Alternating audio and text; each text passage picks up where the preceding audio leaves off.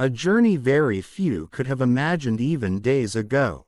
Now thousands of Palestinians start on the road home to Gaza City. There may be very little when they get there, but this is the beginning of what they hope will be an end to the destruction and devastation of the last 2 years. Just hours before the ceasefire began, clouds of smoke filled the air early this morning.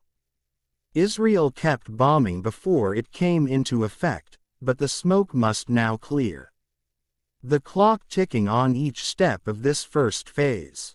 And step 1, the Israeli military, having been given 24 hours to withdraw to the lines agreed, says it has done so. Aid must now be allowed into Gaza and Israeli hostages freed by Hamas by lunchtime on Monday. Then Palestinian prisoners and detainees released as well. Both Israelis and Palestinians alike rejoiced when the deal was announced.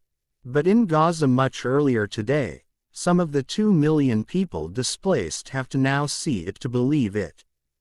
We hope that this suffering will end and that all the people of the earth will live in safety and peace.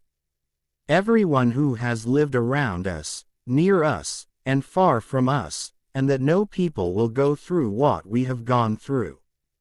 Israel, even at the current line, will still control more than 50% of Gaza. And the Israeli Prime Minister, having been under intense pressure at home and abroad, insisted that the war was not aimless. Today, we are marking one of our great achievements, the return of all our hostages, both living and dead. This is a central goal, a goal which we have adhered to all along the way throughout the 2 years that have passed since the beginning of the war. I promised the families of the hostages, and I also promised you, citizens of Israel, that we will return everybody without exception. We promised it and we are fulfilling it. U.S. officials are moving troops based in the Middle East into Israel. They say it's to coordinate the next steps. Donald Trump is due to visit the region in the coming days. The Nobel Peace Prize winner was announced today, and it wasn't him as he'd perhaps hoped. Not this year anyway. Questions about whether he'll continue to have focus in the later phases, but he insists his focus is the first phase for now. The first thing we're doing is getting our hostages back. Okay. And that's what people wanted more than anything else. They wanted these hostages back that have lived in hell like nobody has ever even dreamt possible. And after that, we'll see. But they've agreed to things and I think it's going to move along pretty well. There will be pullbacks. There will be a lot of things happening. You know, I gave you a whole list of 22 different things that will happen, will take place, and I think it'll take place. And I think you're going to end up with peace in the Middle East. Is that realistic? Well, there's momentum, but it's a fragile process. The UK Foreign Secretary in Paris is discussing what Gaza's post-war future should look like with other European and Arab countries. It's immensely important that that first phase is now implemented. And now the negotiations with the US, with Egypt, Qatar, Turkey, and others will be focusing on phase 2 with all of our support as they go forward.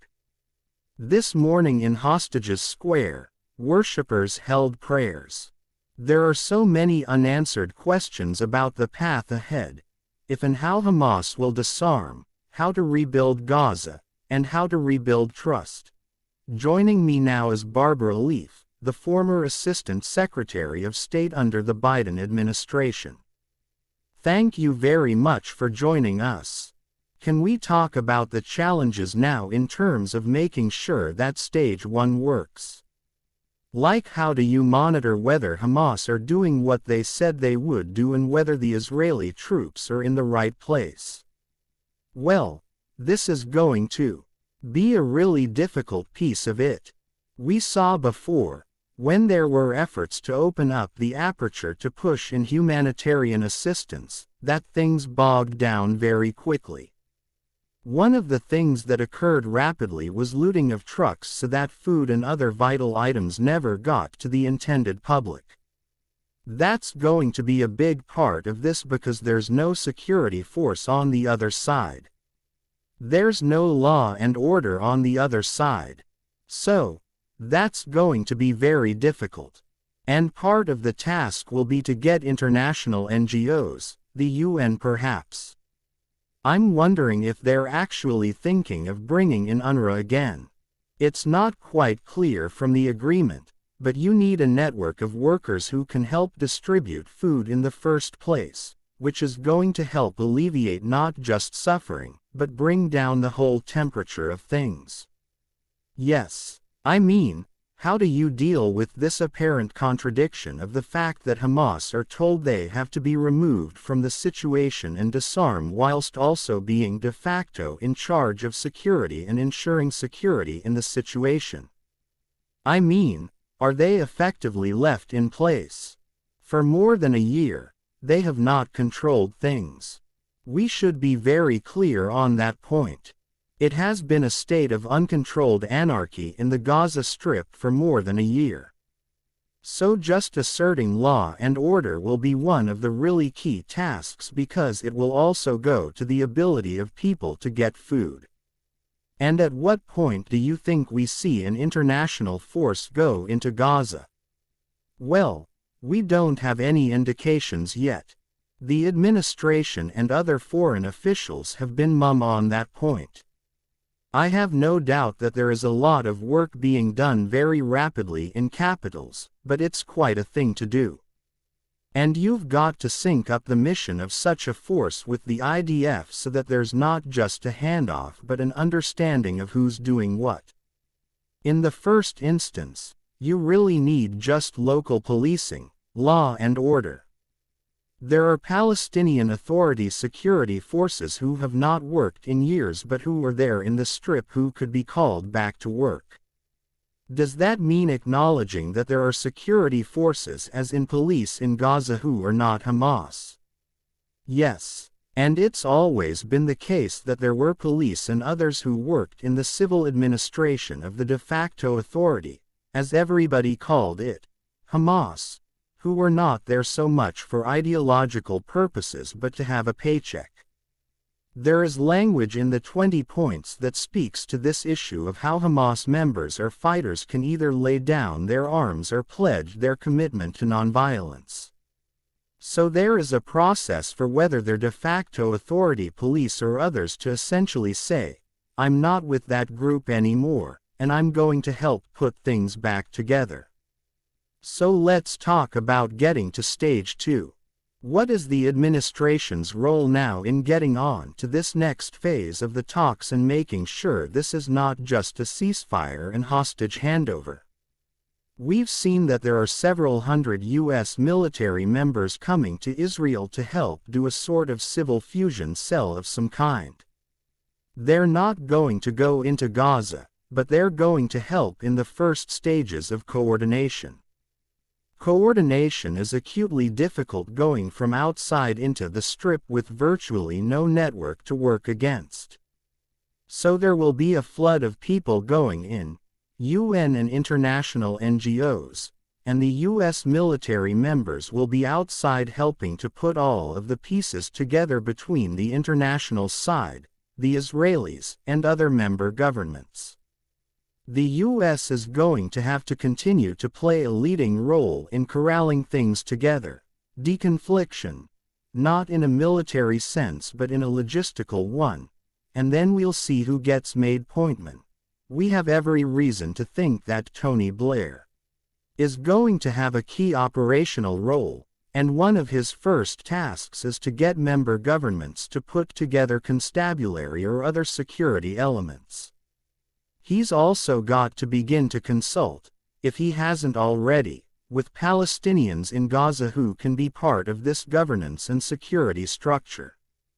When you look at how the sheer force of Trump's personality has been instrumental in us getting to this point, does it make you think that we could have got here a lot sooner? I don't know. All of us think about that issue every day, all of us who worked on Gaza for 15 months? It's a very difficult question to answer. Sometimes it's the confluence of events. September 9th was a catalyst for action, not just by the American side but by the Gulf countries. People were shocked into action. There was also the horrendous state of humanitarian conditions that had fallen precipitously since the beginning of March, with the closure of all food and humanitarian goods into the Strip for over 2 months. So a series of factors galvanized things, and yes, you had the brute force of Trump's personality and his willingness to use both the public podium and the private channels. Do you think President Biden was unable to put that kind of pressure on Prime Minister Netanyahu, or unwilling? I think it was a mix of things. He had his own style for doing so, and he was faced with a long-standing deep commitment to Israel's security. There was a ring of fire of threats throughout that period that only began to be taken apart in the late fall of last year. It's hard for me to say, but the personality of a president always factors into this. There were lots of other geopolitical factors at play, especially September 9th, which shocked forward momentum. And how confident do you feel that there will not be a return, perhaps in a more limited sense, to military action? There may be, and in fact, I'm quite certain, talking to Israelis and Palestinians over the last few days, there is deep fatalism about whether this ever can be set to rights. That is the enormous task ahead, and I don't underestimate the supreme challenges of that effort. Barbara Leaf, thank you very much indeed for your time. Thank you.